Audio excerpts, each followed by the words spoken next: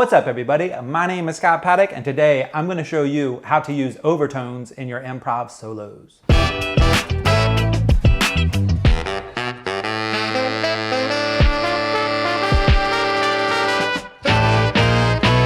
Usually when saxophone players talk and think about overtones, they're thinking about tone development. But those overtones can also be used functionally in your improv solos, especially when you're talking about modern jazz or funk music. In this tutorial, I'm going to show you step by step how to do it. But before we start talking about the overtones, we need to talk about the scale that we're going to use throughout to improvise on. And we are going to use the C blues scale. The notes in the C blues scale are C, E flat, F, F sharp, G, B flat, and C. And I like to use this scale to work on overtones, especially in the beginning, because every note in that scale has an overtone except for the E flat. So your C, your middle C, you can play that overtone with your low C. Your E flat does not have an overtone, but your F does. So your F overtone is played with your low B flat. Your F sharp overtone is played with your low B. Your high G overtone is also played with your low C fingering. Your high B flat is played with your low B flat overtone fingering. Your high C is also played with your low C fingering. So we have a whole lot of overtones that we can work with when we play the C blues scale. So let's talk about how to turn these overtones into solo ideas. So the first step is we're going to play between the natural note, the regular note, and the overtone note. So we're going to start off doing this with your middle C. So you're going to play your middle C, and then you're going to play your overtone C. It's going to sound like this.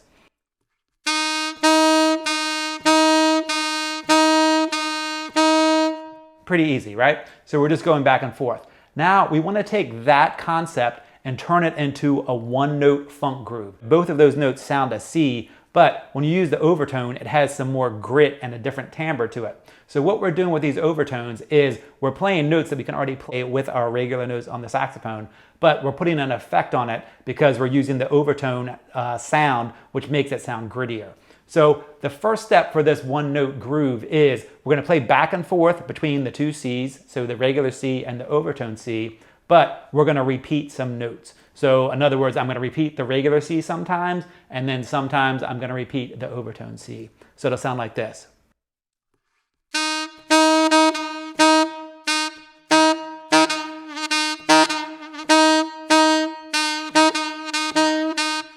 So you can hear the two different sounds even though I'm playing the same note. Now, when it comes to playing overtone ideas, you're usually going to want to do them fairly quickly because it's all about getting that different tone. So if you hold it and the overtone sound is more gritty and sometimes a little out of tune, you don't want to be holding that note. You want to be doing it a little bit quicker. So I'm going to do the exact same idea, but I'm just going to speed it up a little bit.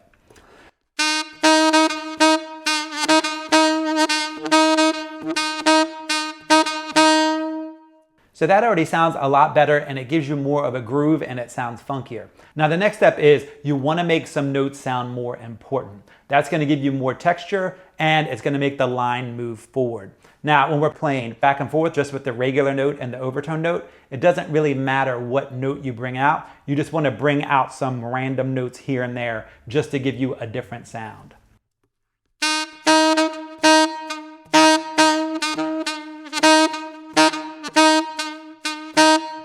So you can hear that gives you a lot more texture, a lot more sound, and it sounds a lot more like a musical idea. Now, if I speed it up,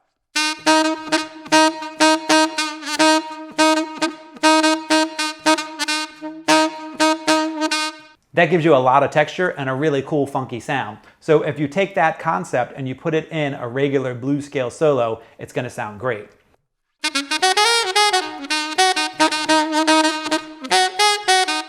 Now there I did it pretty short. Normally you're going to do it fairly short, but you could also do it longer.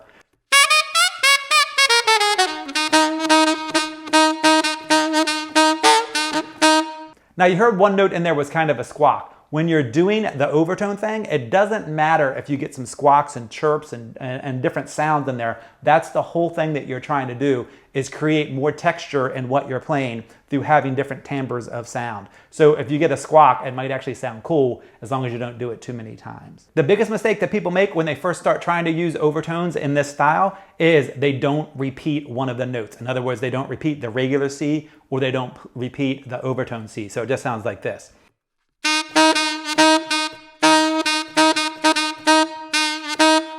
And that's okay, but if you repeat one of those notes, it sounds way cooler.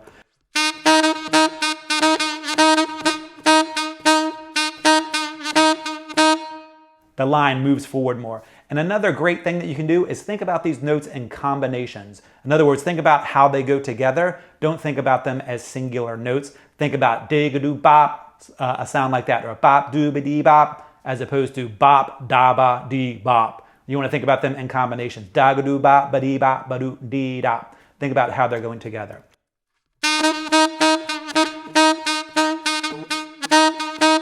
Now, when you play it slower,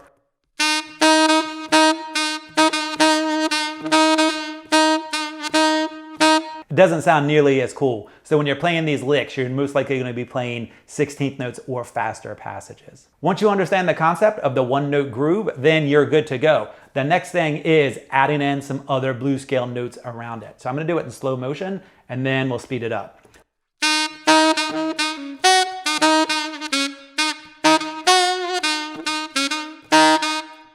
So you can hear that makes it sound really funky and really cool because we have this texture thing going on with the C and then these jab notes going on with the notes around it. I'm playing an E flat and a B flat. Take a listen to it a little bit faster.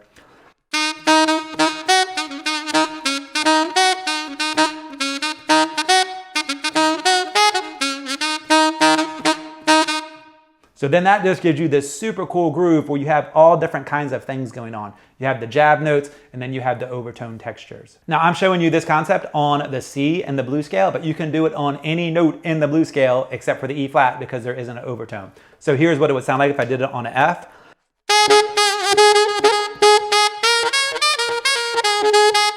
On an F sharp.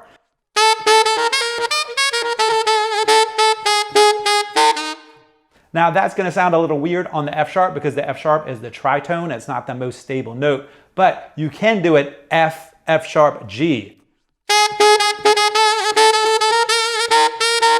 So I just did the three notes in the blues scale, the F sharp, and the G, and I did one note grooves on each one of them. So I'm doing it on the F, on the F sharp, then on the G. So if I put it all together,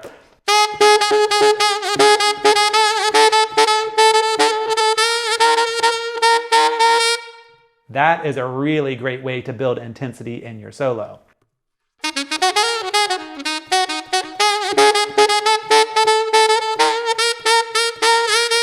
Using that concept where you're combining the one-note grooves can really build a whole bunch of intensity. Now, another thing that you can do is use two notes that have the same overtone fingering. For example, your high G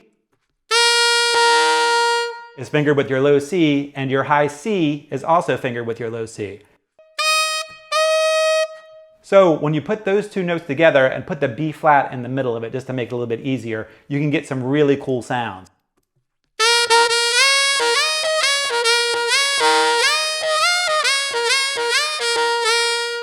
You can hear that I'm using overtones on the high G and the high C, but both of those overtones are fingered with my low C. So that can give me all different kinds of combinations and textures I can put into that two overtone note groove.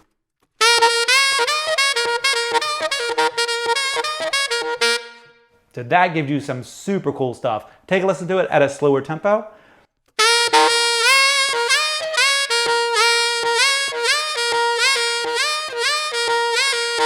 I'm using the B flat in between the G and the C because it's a really easy transition note, especially if you're using your bis B flat, and it just gives me another texture. I have the G overtone, the G regular note, the regular B flat, the C overtone, and the C regular note. So it just gives me a whole bunch of stuff to work with.